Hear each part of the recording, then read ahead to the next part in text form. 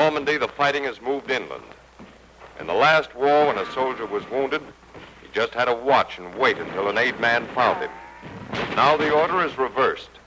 The aid man does the watching and waiting, and is at the side of the casualty as soon as he becomes one.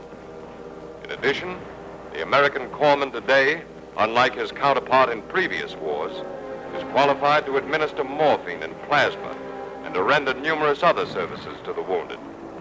All this is making a vast difference in the saving of life.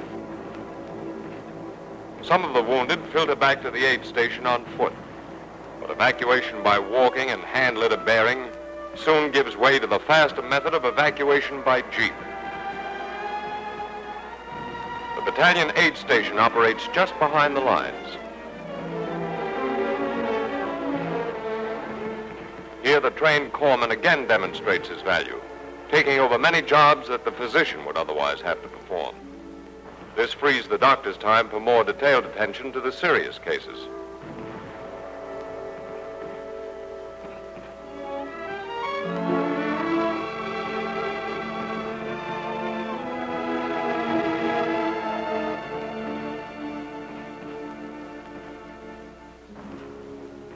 Next, the wounded are brought to a collecting station a mile or so farther back.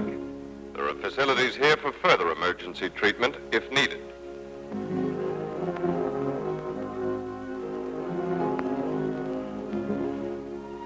But the primary job is the transporting of the wounded with all possible speed to the clearing station. This is located far enough to the rear to avoid exposure to direct enemy action. Here, medical officers, expert in judging the condition of casualties, sort the patients and determine their disposition. Urgent cases needing certain specialized types of surgery are turned over to the field hospital, which is set up close by. The great majority of operations here are for perforating abdominal wounds and sucking wounds of the chest, like this one.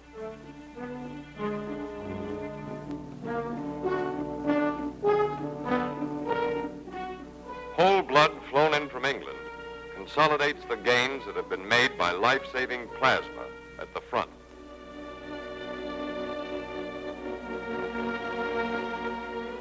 On D-Day +4, the first evacuation hospital goes up in France.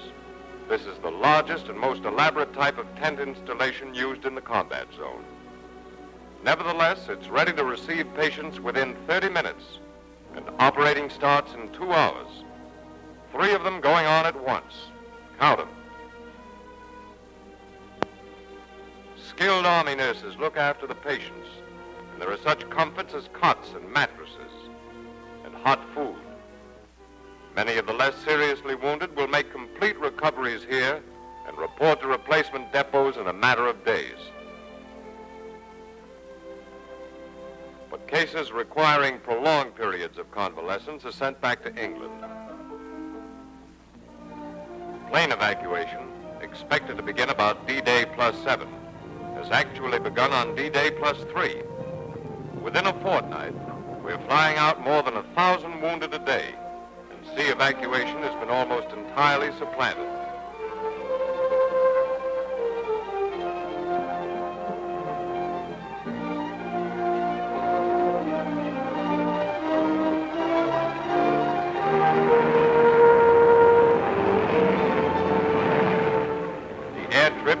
To England takes about an hour. Speed has won another triumph, and it becomes a common occurrence for a soldier wounded in France in the morning to be resting in a general hospital in England by evening.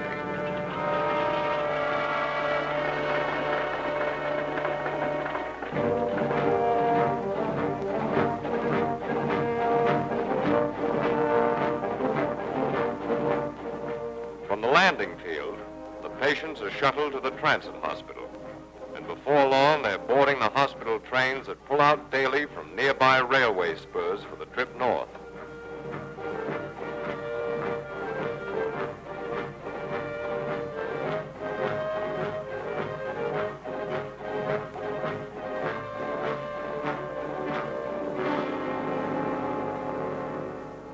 And the last leg of the journey begins.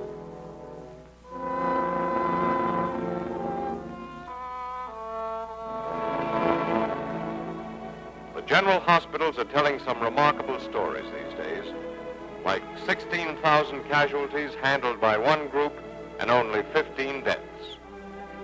What is making such records possible, of course, is the fine condition in which patients are arriving, due to the splendid work of units all along the line. In the first 2 months of the invasion, some 76,000 wounded were handled by the medical department. In World War I, 8% of these men would not have survived. Today, less than 3% are being lost. And many who would have been invalided for life will be totally healed. So the careful planning of months bears fruit. And men who knew the battlefield but a few short hours back, knew the pain, the suffering, now know the care, the comfort, and the hope that the best in modern medicine can bring.